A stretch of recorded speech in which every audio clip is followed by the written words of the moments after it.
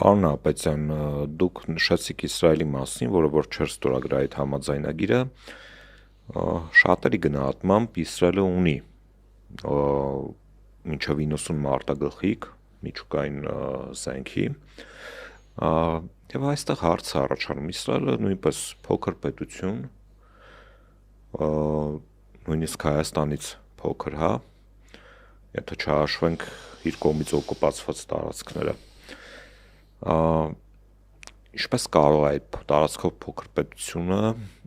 ստեղծել այդպիսի ռումբ։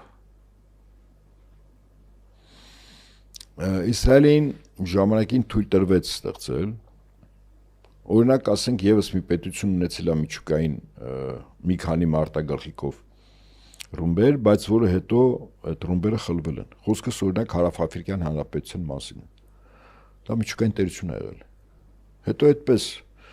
Բրիտանիային պետք էր այնտեղ ադամանդի հանքերի մեծ մրցակցություն կար եւ այդ պետության սպիտակ ղեկավարները, որոնք ժամանակին մի քանի 100 տարի առաջ Հոլանդիայից եկած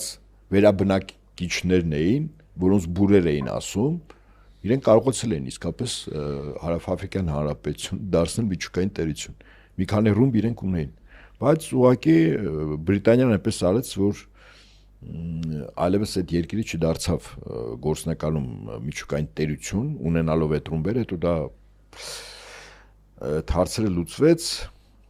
ազատագրական շարժումներ, եթե հիշում եք Հարավաֆրիկյան Հանրապետությունում եւ այս բոլորը այդ սպիտակ բուրերի իշխանությունը վալանելու համար, չեզոքացնելու համար էր, էլի։ Հիմա խնդիրը գիտեք որն է, եթե այսպես միջուկային տերություն դառնալու առաջին քայլը օրինակ ատոմակայանն է, գիտեք։ Իսրայելին թույլ տրվեց դառնալ միջուկային տերություն, մեկ, երկրորդ Իսրայելի այդ երկրի զավակները, որոնք կարող է Իսրայելի քաղաքացիներ չէին, տարբեր երկրներում, հզոր պետություններում բավական լուրջ պրո-իսրայելական լոբինգներ էին ստեղծել, գիտնականներ կային, ընդ որում առաջին էշելոնի գիտնականների մի մասը այդ ոլորտում միջուկային հետազոտություն դեն հрьяաներ են։ Այսինքն շատ բնական էր, որ այդ հрьяաները ձգտեին, որ իրենց պետություն նորաստեղծ պետությունը դառնա միջուկային տերություն, հա։ Դրան նպաստեց Միացյալ Նահանգների ցանկությունը, եթե Միացյալ Նահանգները ցանկանար, որ Իսրայելը միջուկային տերություն դառնա, չէր լինի, այո, վստահաբար չէր լինի, այսինքն այստեղ շահերի լուրջ համադրում կար։ Հիմա օրինակ ինչու է Ադրբեջանը եւ Թուրքիան նախանձախնդիր, որպեսզի Հայաստանը փակի իր ատոմակայանը։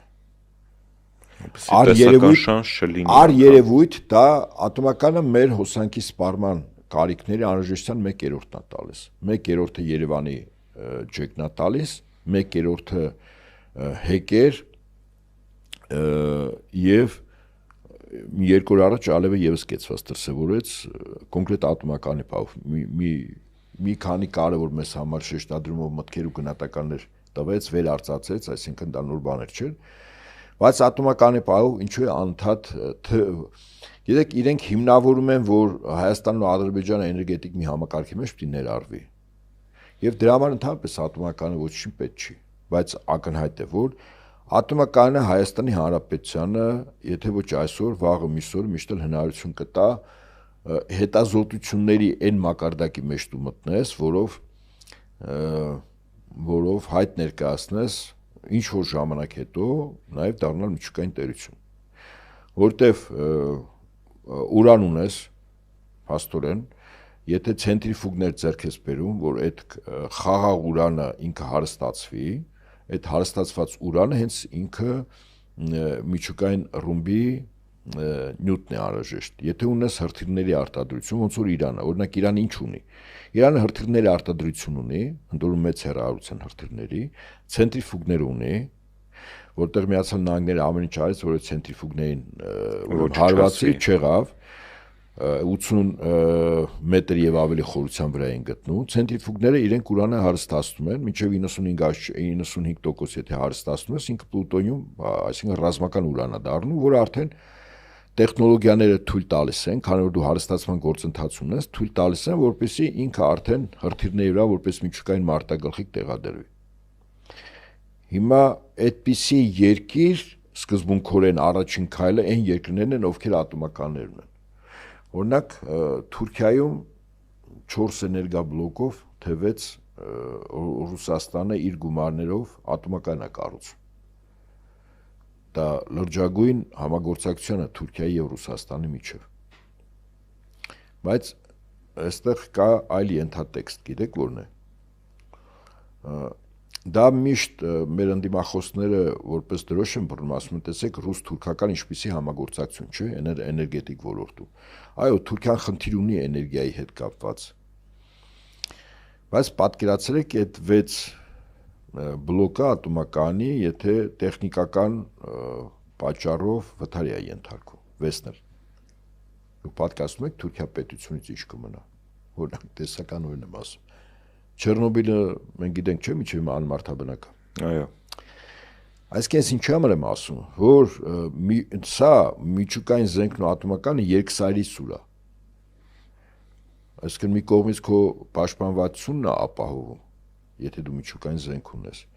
Եթե ատոմական ունես, քեզ տալիս է էժան հոսանք, բայց մյուս կողմից հնարավորություն է տալիս, որ դու ինչ որ ժամանակ հետո նաև փորձանես դառնալ միջուկային տերություն։ Ասենք օրինակ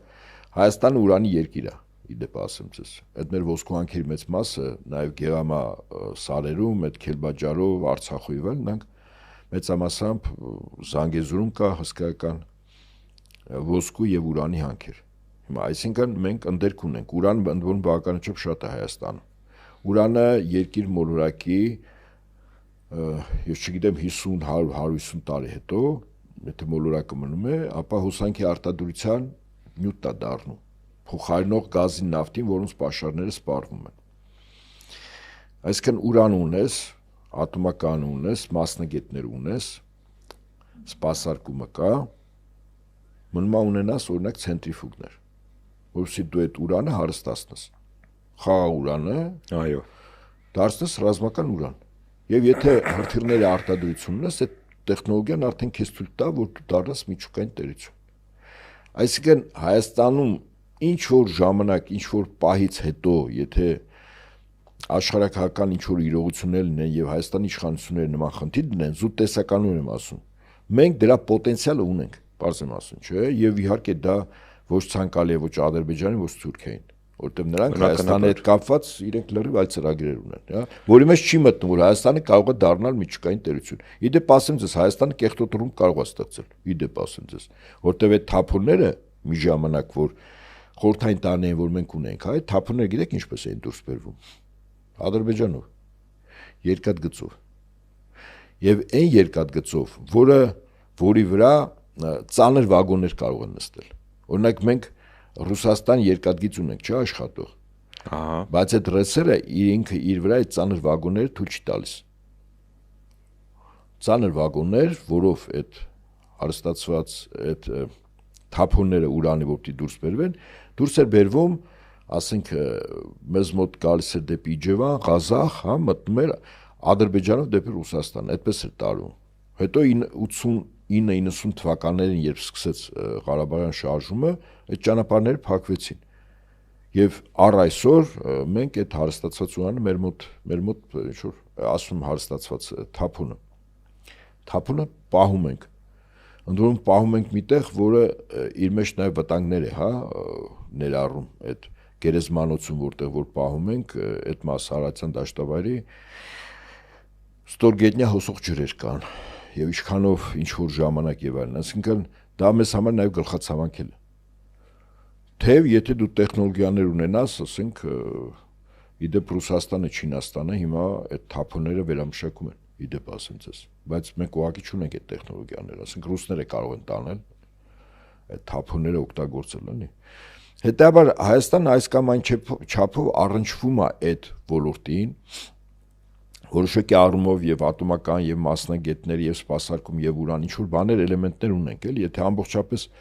ինչ որ ժամանակ հետո թե մենք էլ ստորագրել ենք, մենք չենք միանում միջուկային զենքի տարածմանը։ Մենք մեր վրա պարտավորություն վերցել ենք Հայաստանը այդ արգելքի մեջ մտածել, էլի։ Բայց դե հիմա պետություններ կան մտածա արգելքի մեջ, վաղը չմիսուր ասում են դա արգելքից դուրս են գալիս։ Իհարկե այդ ժամանակ արդեն միջուկային զենք ստեղծել են նորեն ասում են որ դուրս են գալիս։